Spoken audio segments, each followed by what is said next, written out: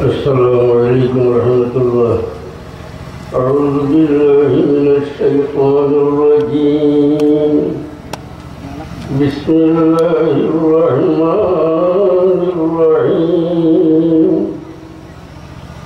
نحمده ونستعينه ونستغفره ونؤمن به ونتوكل عليه ونعوذ بالله من شرور أنفسنا ومن سيئات أعمالنا ونعوذ بالله من شرور أنفسنا ومن سيئات أعمالنا من يهده الله فلا مضل له ومن يضلله فلا هادي له ونشهد أن لا إله إلا الله وحده لا شريك له ونشهد أن سيدنا وسندنا ونبينا وحبيبنا ومولانا محمدا عبده ورسوله صلى الله عليه وسلم. أما بعد فأعوذ بالله من الشيطان الرجيم. بسم الله الرحمن الرحيم. ألا إن أولياء الله لا خوف عليهم ولا هم يحزنون الذين آمنوا وكانوا يتقون. صدق الله مولانا العظيم. صلى الله على سيدنا ومولانا محمد وعلى آله وأصحابه وسلم. صلى الله على سيدنا ومولانا محمد وعلى آله وأصحابه وسلم. صلى الله على سيدنا ومولانا محمد وعلى آله وأصحابه وسلم. محترم حاضرین کرام وصحابین اعظام، اللہ پاک پروردگار اللہ شکریہ پروردگار عالم میں আমরা ইসালে সওয়াব মাহফিলত হাজির হইবার তৌফিক দান করছেন। আমরা যারা উপস্থিত হইতাম পারছি আল্লাহ লাখ লাখ শুকরিয়া আদায় করি, কারণ আল্লাহ যে আমরা তৌফিক দিয়েছেন। এই মাহফিলত যারা হইছেন প্রত্যেক দোয়ার ময়তা দিয়া আমরা যতদিন বাঁচি আছি চিরজীবন আমরা দোয়ার ময়তা করবো। জিন্দাও হলো দোয়ার ময়তা, মুর্দাও হলো। যারা কবরও গেছেন কি এরাও কবর যাওয়ার ভোটটা গিয়া দোয়ার ময়তা। আর আমরা যারা জীবিত আছি আমরা যতদিন আছি আমরা দোয়ার ময়তা। হুজুরে ফরমাইন যে কবর যারা গেছেন কি কবর যাওয়ার ভোটটা গিয়া ভিক্ষুক যেভাবে ভিক্ষার হাত পাতি আমরা সামনে উপস্থিত তাম মই তখন কবর যাওয়ার ভোটটা কি লইয়া ভিক্ষু লোকের মতন আমরা জিন্দার হাত পাই গেছি। সুবহানাল্লাহ। এর কারণে আমরা যতদিন জীবিত আছি আমরা ইসালে সওয়াবর মাহফিল করতাম। আউলিয়া কেরামর উপলক্ষে আমরা মাহফিল করি, কিন্তু আসলে আমরা যত মুমিন মুর্দা হল আছেন তাম এই মাহফিলের সওয়াব শরীক থাকি। কারণ আমরা দোয়া করতে আমভাবে দোয়া করি। ইলাও কোনো প্রশ্ন আমার খানো কোনোদিন আইসে বলে ইসালে সওয়াবর মাহফিল এটা এখন যে বার করলা এটা কই থাকি বার করলা এটা দলিল আছে। সংক্ষেপে আপনারা দুইটা চারটা কথা বুঝাই দিতাম। এটা দলিল আছে নি। এখন এই প্রশ্ন যে সময় আমার খানো আইল আমার এ পর্যন্ত দুঃখ ভাবলাম যে দেখো তাইনি প্রশ্নটা কিয় লাগিয়া, কারণ এটা তো আল্লাহ আমরা ইসালে সবল দিকে ইঙ্গিত হলি আমরা শিক্ষা দিলা। আর আবার যে প্রশ্ন করা হয় যে এটা মহাবীর বই থেকে পাইলা, এটা আসিল, এটা আগে আসিল নি, তো আগে বলি যে এটা প্রশ্ন কর যে করে কিতা লাগে মানুষের প্রশ্ন করে, তার উত্তর আমি দিয়া ইসালের সব করা এটা আল্লাহ আমরা শিখাইয়া দিছ।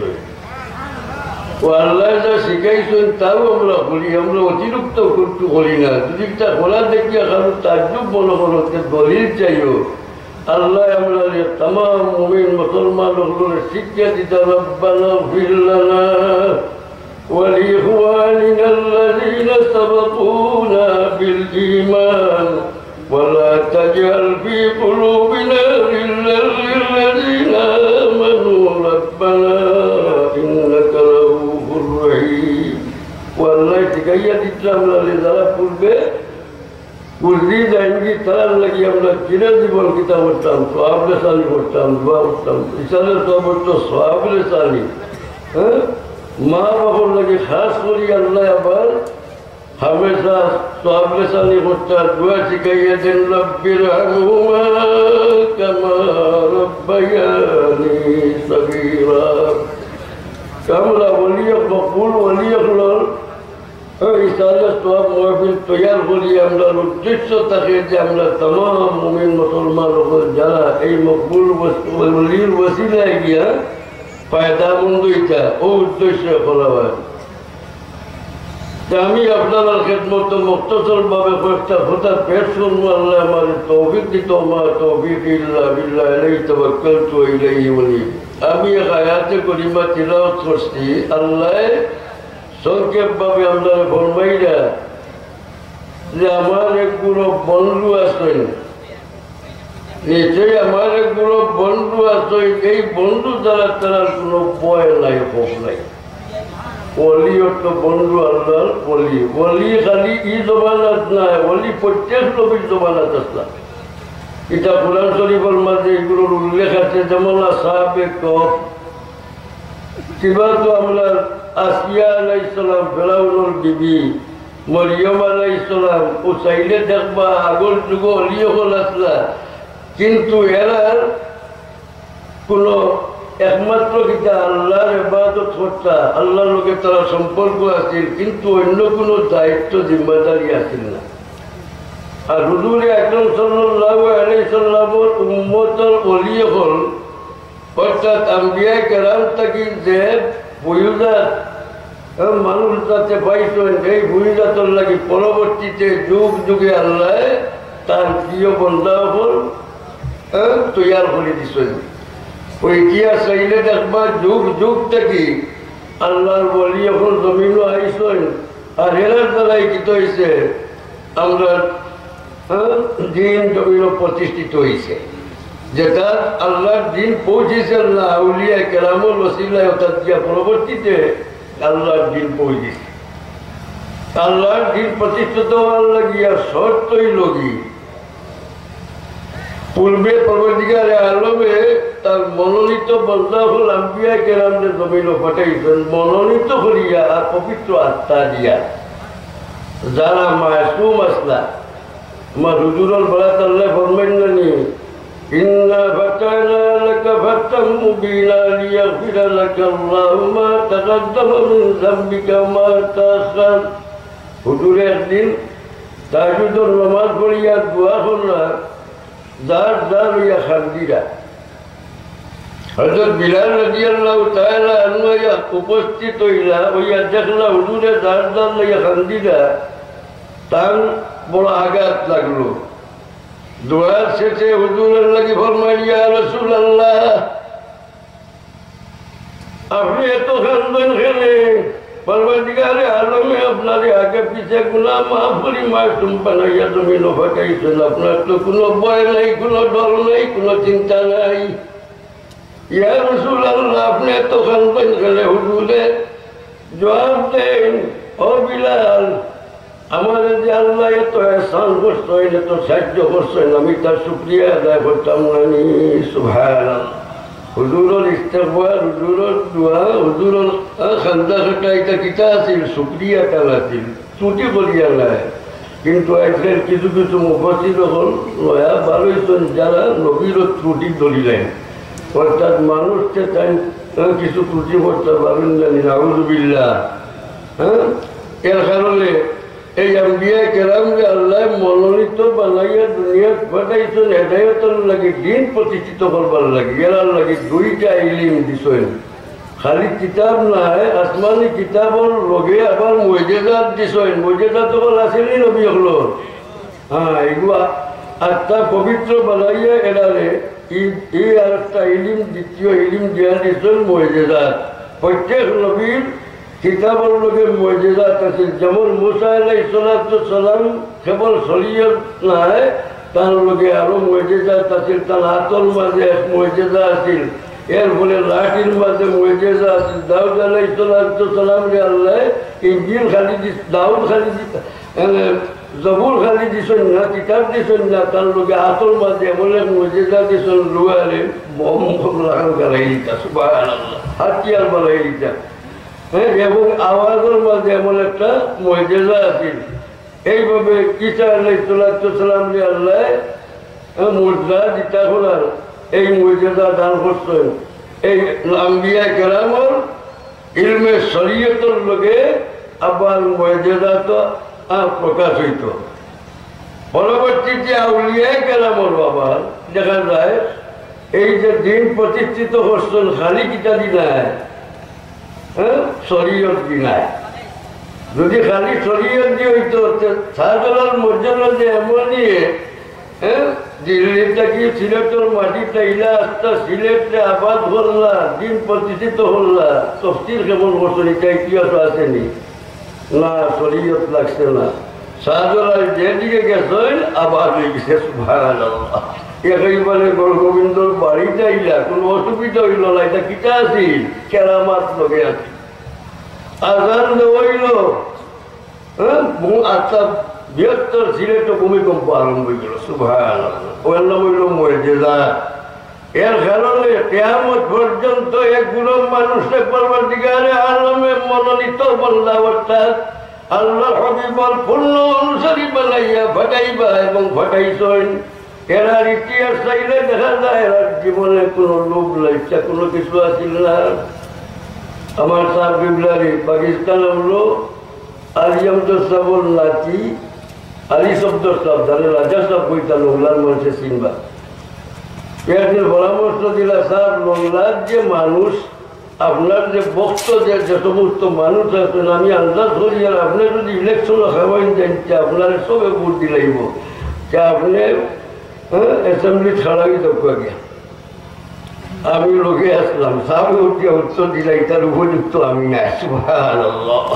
হ্যাঁ, শাহজালাল সাহেবের দিন প্রতিষ্ঠিত করলা, কিন্তু বাসাই চাইছেননি, নেতৃত্ব চাইছেননি না। সিকন্দর সালে গোসাই দিয়া কইলা আমি তার উপযুক্ত নেই। আপনার ইমাম আবু হানিফা সাহেব জানে মনসুর বাদশাহ বয় করছেন,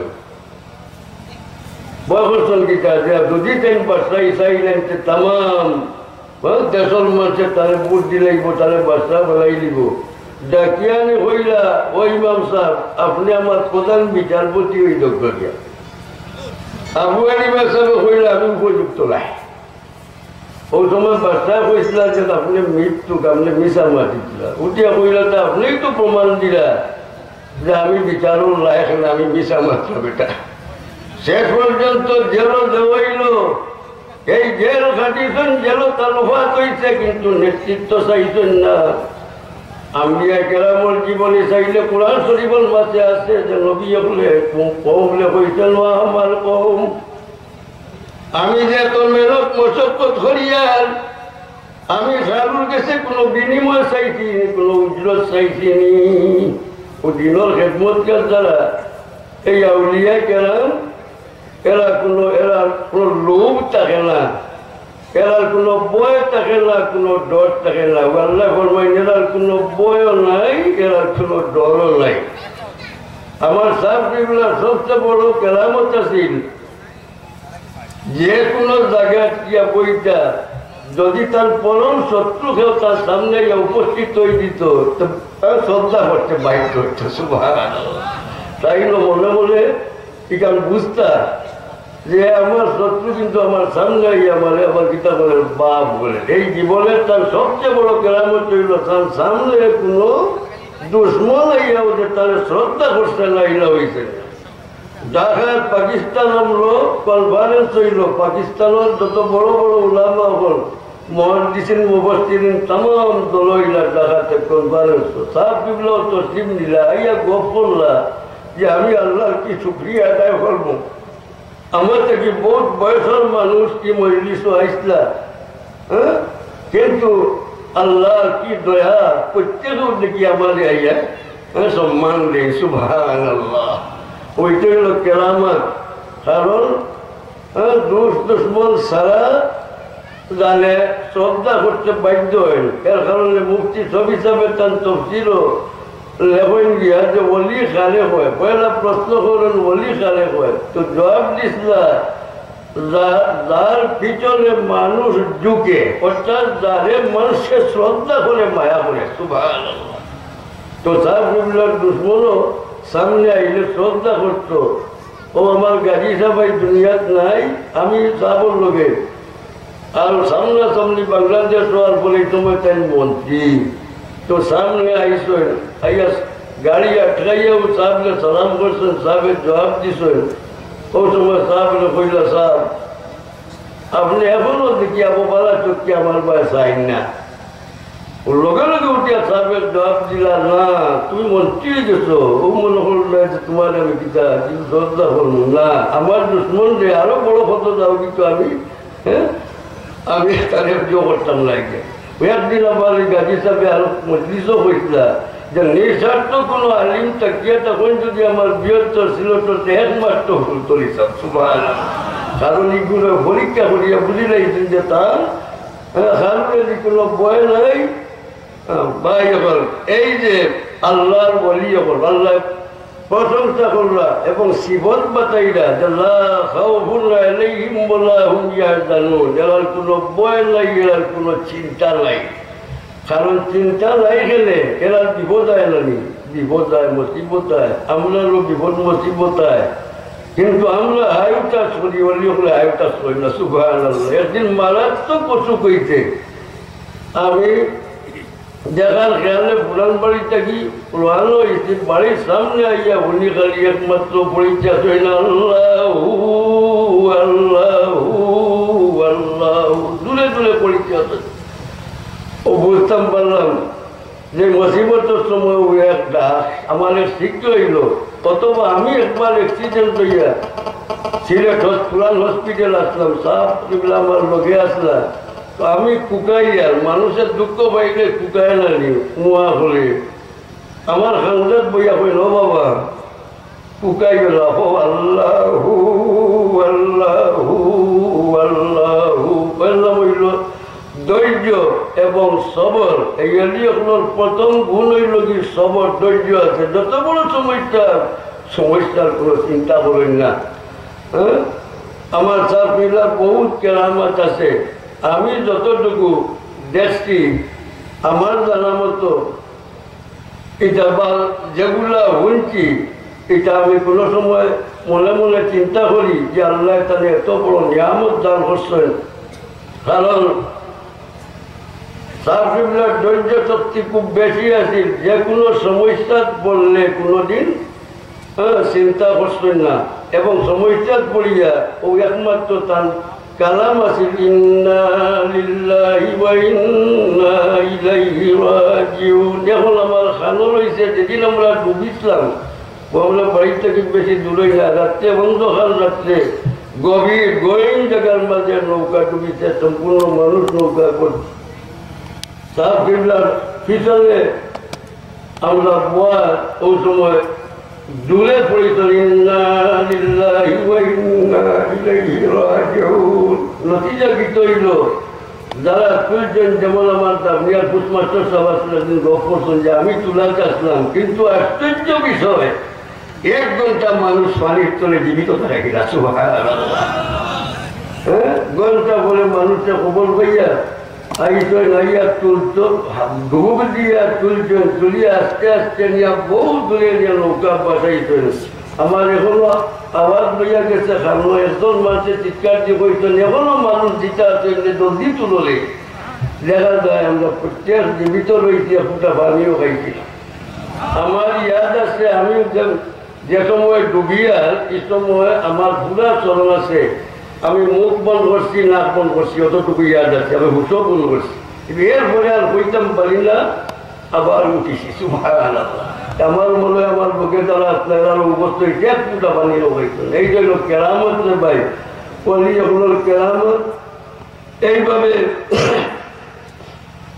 বহুত ঘটনা আছে যে তারপর যে ধৈর্য ধরা, ও যে শহীদগুলোর ঘটনার বলেও যে কোনো মানুষকে আলোচনা করতেন, না আমার কোনো চিন্তা নেই, হ্যাঁ আমার আমি কোনো দুঃখী নাই, প্রতিশোধ লইতাম না, প্রতিশোধ লওয়ার দরকার নাই। সুবহানাল্লাহ। এর কারণে আমাদের আমলের মাঝে সবচেয়ে বড় আমল আমরা আউলিয়া কেরাম থেকে শিক্ষা পাইছি, সবচেয়ে বড় আমল হইল ধৈর্য। একজন মানুষ যদি ধৈর্যশীল বলিলেই তো কি পারে, অর্থাৎ দুনিয়ার প্রত্যেক চিন্তারে দূর করি আল্লাহর উপরে নির্ভর করিলেই তোমার নাম হইল ধৈর্য। যেমন যেন আমার বুজুর্গানের দিনের ধৈর্যের পরামর্শ দেন, ইয়া তোকে আল্লাহর রসুলও তার মা ফাতেমারে ধৈর্যের পরামর্শ দিতেন। এটা হইল নিয়ম। কারণ এই দুনিয়া আজমাইশ পরীক্ষা ফিতনার জায়গা, এখানে শান্তির জায়গা নাই। যতদিন আমরা দুনিয়াতে আছি অশান্তিতে কাটতে হইব। কারণ আল্লাহ ফরমাইন, আমি তোমার সঙ্গে বিভিন্ন বিষয়টি পরীক্ষা করি। ওয়ালাল্লাহুম বিশাইইন মিনাল খাউফ ওয়াল জু'i ওয়া নাফসিন মিনাল আমওয়ালি ওয়াল আনফুসি ওয়াস সামারাত ওয়া বাশশিরিস সাবিরিন। ওই একটা করে বিষয় বাতাইতলা, সব মুসিবত বয় বুকা বালাইয়া, ফকির বালাইয়া, হ্যাঁ মাল নষ্ট করিয়া, জানুর উপরে বিভিন্ন সদমা ফালাইয়া, এটা দিয়ে আল্লাহ কিতা করলেন, আমরা পরীক্ষা করলেন। আবার ফরমাইলা যে সুসংবাদ খাল লাগিয়া বলে যাই ধৈর্যশীল। সুবহানাল্লাহ। ও অলিয়গুলোর জীবনে যে কোনো ভয় নাই, কোনো চিন্তা নাই, তার কারণ হইল ধৈর্য শক্তি আছে। যে কোনো সমস্যার সম্মুখীন হইলে হ্যাঁ ভয় করেন না, ডলাইন না।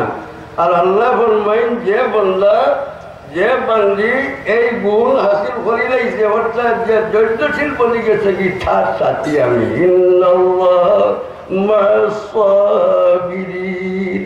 মুসা আলাইহিস সালাম যে মারাত্মক বেমার পড়লা, ডাক্তারে বলে হইলা ঔষধ খাইল, কখন না খাইতাম না, কারণ এই বেমার আমার মৌলার তরফ থেকে এসে সমাধান মৌলায়। এই তো খাইনা বাড়তে বাড়তে শেষ সীমা পর্যন্ত পৌঁছে গেল কি আল্লাহ দেখিলে আমার বন্ধা তো হ্যাঁ ধৈর্যশীল আসেন। জিব্রাইলকে ফাটাই যখন যাও, ও আমি হইয়া দিতে খাইলিটা। জিব্রাইলে যখন মাইলা মুসা ওষুধ আল্লাহ হইয়া দিতেন খাইলিটা বলে, আল্লাহ হইতেন নিতে খাইমু। সুবহানাল্লাহ। আল্লাহর অর্ডার ছাড়া হ্যাঁ এগুলো আর কোনোটা চাই না। ও ভাই হলে এই যে দিলন লাগিয়া সাহেব কিবলা মেহনত মশক্কত করি গেছেন, বিশেষ করে এই দারুল কিরাতল অনেক তকলিফ আমার দেখার মাঝে আছে। ইলা একদিন আসিল, ও যাইছেন মেশিন টিশিন ভালো হয়েছে, আগর জমানা দিতে আসিল না। এখন কত চাউল রমজান শরীফ লাগে, অসীম চাউল। চাউল শেষ হয়ে গেছে কি একটা খবর পাইছেন চাউল নাই, এখন বেটিং তলে লাগাইছেন কুঠার না, তাই লইয়ে লাগি গেছে। সুবহানাল্লাহ। ওখানে বইলা আপনি ওরকম বলে না, জলদি তো ভালো হইতো, আমার মেহমানে খাইতা। সুবহানাল্লাহ। এই মেহনত এই দারুল কিরাতর লাগে খুলুসিয়তর সহিত, কিন্তু জীবনে গিয়া কোনো বিনিময় চাইছেন না, এলাকাও বইতে পারতেন নাই। ও ভরিয়া গেছেন, খাইয়া গেছেন, তাই যেই পারেন তকলিফ করে খাওয়াইছেন। 6 মাস রমজান শরীফের বুদ্ধি যাওয়ার পরে একলোকে সবর আমি সিলেট আইয়ার, সিলেট থেকে বাড়িতে যাব। সিলেটত আইয়ার লোকন বা আমি একবার খালিঘাট থেকে আই, আমার রমজান শরীফের খরচ আবু হইয়া গেছে। সুবহানাল্লাহ।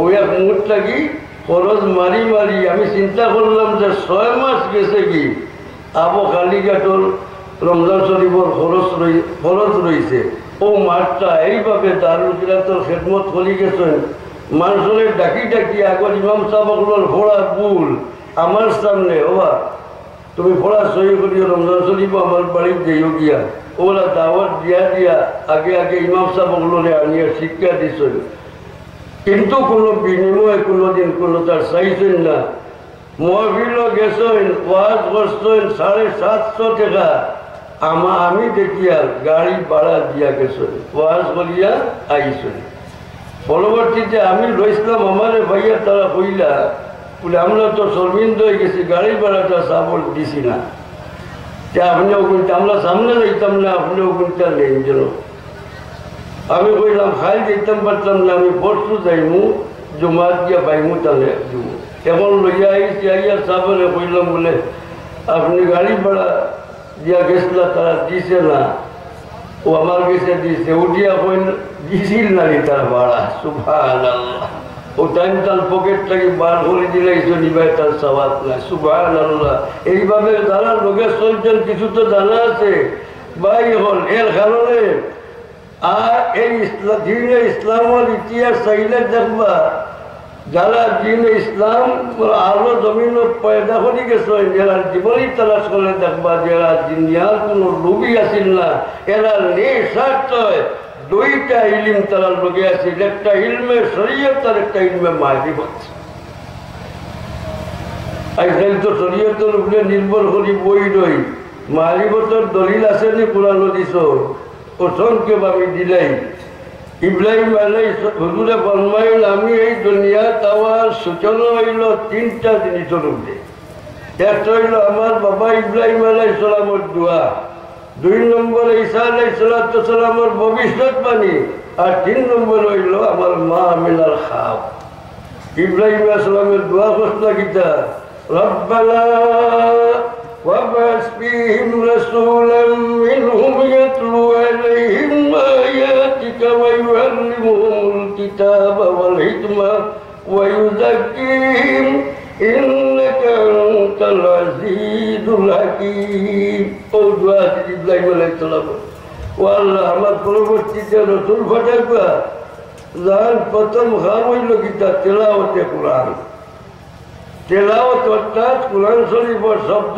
তেলাওয়াত করে শিক্ষা দিতে এই পর্যন্ত তেলাওয়াতের শিক্ষা জারি আসেনি না আমরা সাহেব কিবলাই খেদমতকে আঞ্জাম দিয়ে গেছেন সারা জীবন কিরাতে কোরআন কোরআন শরীফ শুদ্ধ করে পড়াইটার সনদ রাসূলুল্লাহ থেকে সাহেব পর্যন্ত আছে সুবহানাল্লাহ 2 নম্বরে ওয়াইউআল্লিমুহুমুল কিতাব ওয়াল হিকমাহ ও আল্লাহ এই নবীর 2 নম্বর কাম হইল তার উম্মতরে কোরআন শরীফের অর্থ এবং তার ব্যাখ্যা শিক্ষা দিতা সুবহানাল্লাহ আবু নবর ব্যাখ্যা করার ক্ষমতা ছিল না বহুত বড় বড় সাহিত্যিক বলি জমানাত আসলা যারা কোরআন শরীফের ব্যাখ্যা করতা কিন্তু এই ব্যাখ্যা বা জিম্মাদার একমাত্র আল্লাহর হবিবরে আল্লাহ বানাইয়া দিছে সুবহানাল্লাহ